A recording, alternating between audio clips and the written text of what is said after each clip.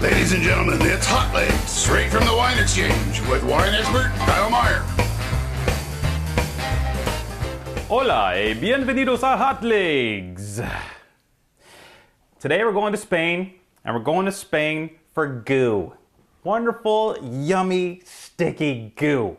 This is, goo is what we affectionately call these super duper yummy, decadent sweet whites from southern Spain.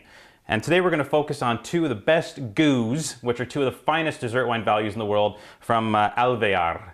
And where do we start? Well, Alvear's got history, 275 years worth of history.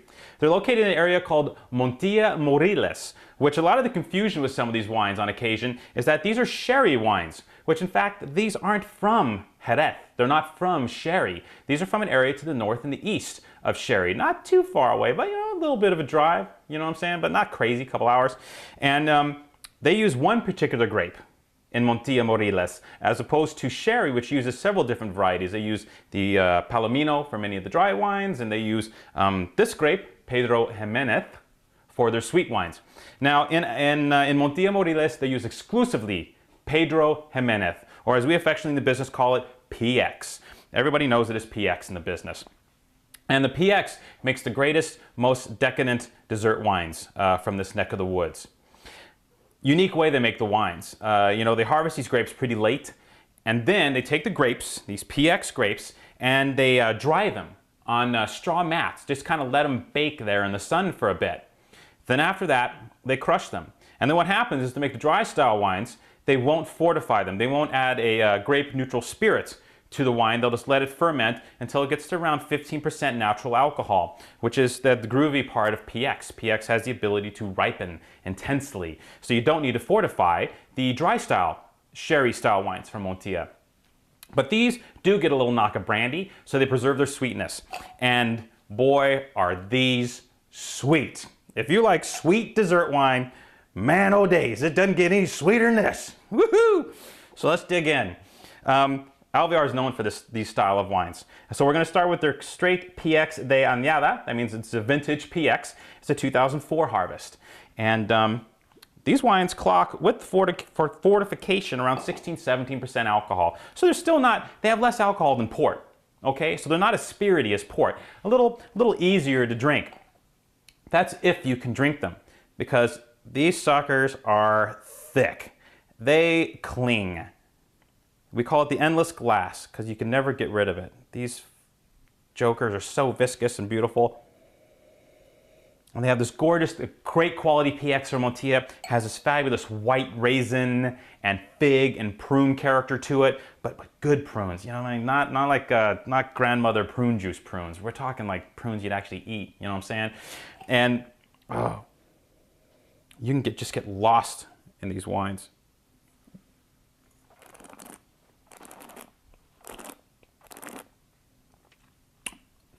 You got to swallow it twice.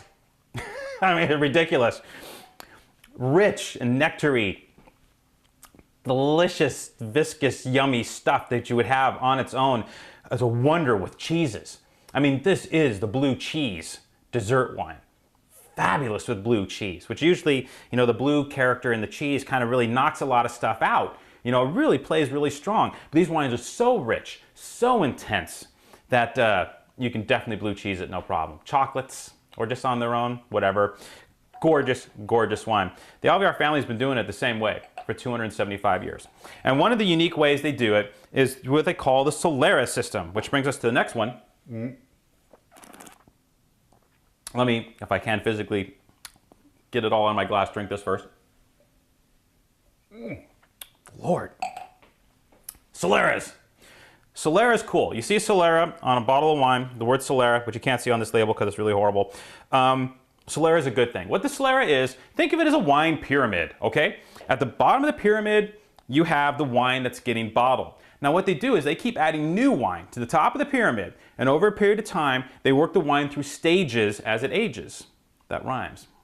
And what they do is they eventually get to the bottom of the pyramid. At the bottom of the pyramid is this fabulous blend of all these different vintages that slowly work their way through the levels, what they call in Montilla the criaderas, okay? And then, so eventually what you get is you get a wine which was started years and years and years ago and has been slowly added to. You get this wonderfully consistent wine that has fabulous old wine character, but with a freshness to it because of the new wines that get added slowly through this Criaderas, this Solera program. So we're going to take a look at Alvear Solera 1927. Now, 1927 Solera doesn't mean this wine comes from 1927. 1927 is the year the Solera was started, the year the first Criadera, the first layer was established. And then over the last 80 years, they've built these layers so that this wine is consistently one of the richest, most decadent, most spectacular dessert wines in the world at a ridiculous price. Once again, 100% Pedro Jimenez. It's even richer, more viscous, more intense than the previous wine. I mean, this stuff has this wonderful burnt caramel color, this rusty toffee.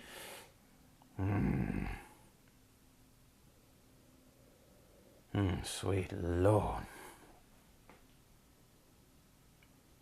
This stuff's mind-blowingly intense. I could give you tasting notes, but it's like a solid. Okay, so it's more like food notes. You know, not wine notes, it's like food notes. Oh, Lord.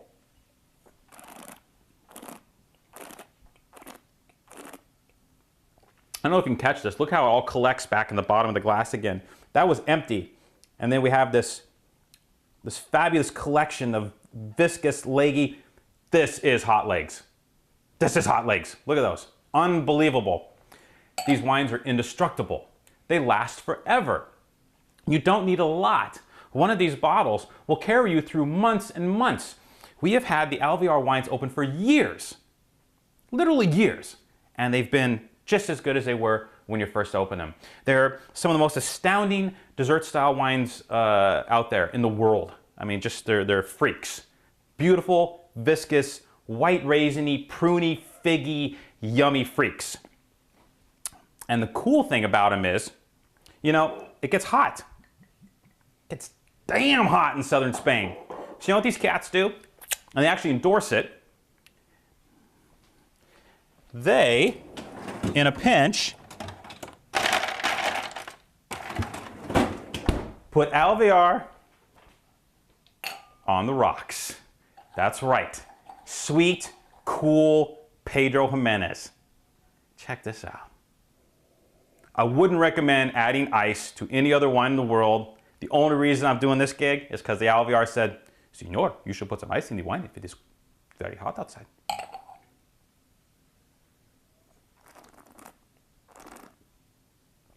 It works. Delicious. Cheers.